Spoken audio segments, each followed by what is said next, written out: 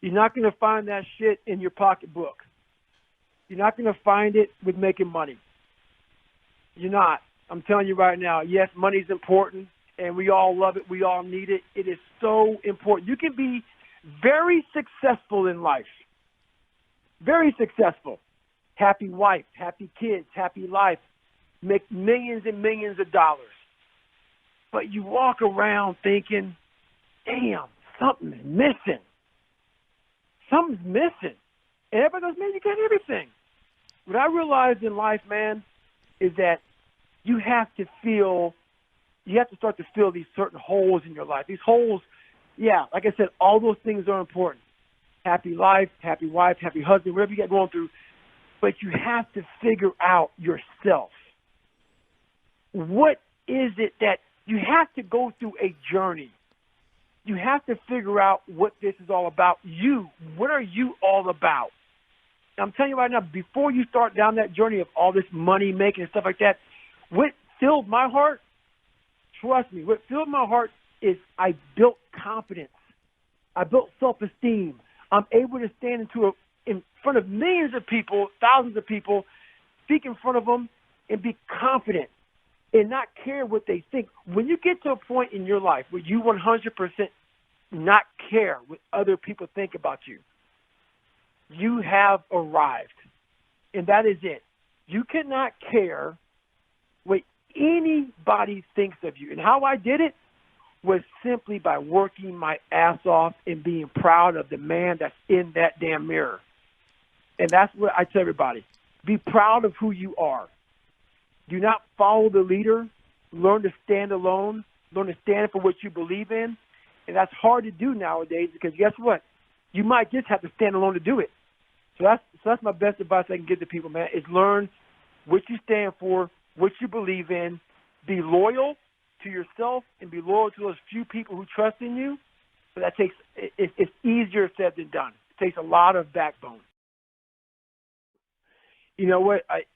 Like I said, I had two voices in my head. One always told me to go cower. The other one told me not to. Something always told me, man, you got something special in you. But you are going to really suffer. You are going to really suffer. So the back part of that conversation was really suffer. I don't want to do that. I don't really want to do that. That's great that I have all this in me, that something's telling me I'm a special human being, but I'm going to have to work that much harder than most people. I didn't want to do that. But what happens is when that voice gets, instead of going away from the voice, for some reason, I was going away from it. It got louder and louder and louder to the point where I couldn't sleep. I couldn't even lie like I used to create this other person that didn't really exist. And I was like, my God, man, I have to face this shit. And so when I realized that this is where I'm at now, I'm 297, and I have no one coming back to get me, I literally just, it wasn't overnight, but it was kind of overnight. I flipped the switch. And when I flipped that switch, I said, I'm never going back. And what I said to myself is exactly what I said to myself. I'd rather be dead. I'd rather be dead than live in this mindset that I have, than to have this afraid of everything mindset. I said, I'd rather be fucking dead because I am dead, which is why I came up with the live autopsy. Everybody finds out, how someone dies when they're dead. Guy comes in, does it, and says, hey, they died of a heart attack. They never do an autopsy on a person while they're alive. And so I did it on myself while I was alive. I said, man, I can't fucking, I'm dead right now being alive. So I said, I'd rather be dead, really dead, than live like this. And that was my decision I made. And so when you're willing to die for something, man, what comes out of you, what comes on the other side of that is a very dangerous human being.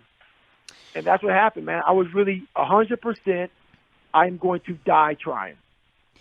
And I don't think, and by the way, this is not a figure of speech, because when you look at the hell weeks that you went through, and you went through 3, you got rolled back the first one, you had stress fractures, you had double pneumonia, you had a fractured kneecap. By the time you got to that third one, yeah, I mean, is it a figure of speech, or were you literally willing to die before you were willing to ring that bell?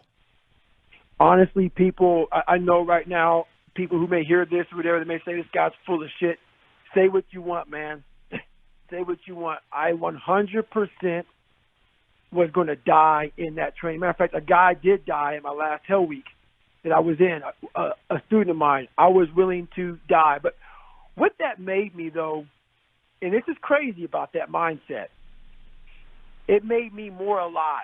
It made me more aware. It made me more focused. It made me more of a leader. It made me harder. It literally, it wasn't like I'm just going to die trying. It just wasn't that simple. I really meant it, and it made me so fucking hard. It made me so fucking hard that I was able to withstand shit that I'm like, man, if that happens to me today, I know it's in me, so I could probably do it, but it allowed me to just suffer and suffer almost proudly. Because I knew, motherfucker, you're not going anywhere. So you might as well suck it the fuck up, tape it up, and keep on going forward. And it did something to me. It just made me, like I say, when I talk about things, people go, my God, you get so crazy. Because I'm going back to the shit. I'm literally going back to 3:30 in the fucking morning, putting duct tape on my sock, going up, casting myself because I have stress fractures. And it just did something. It's crazy, man. But yes, it is the truth. Honest to God.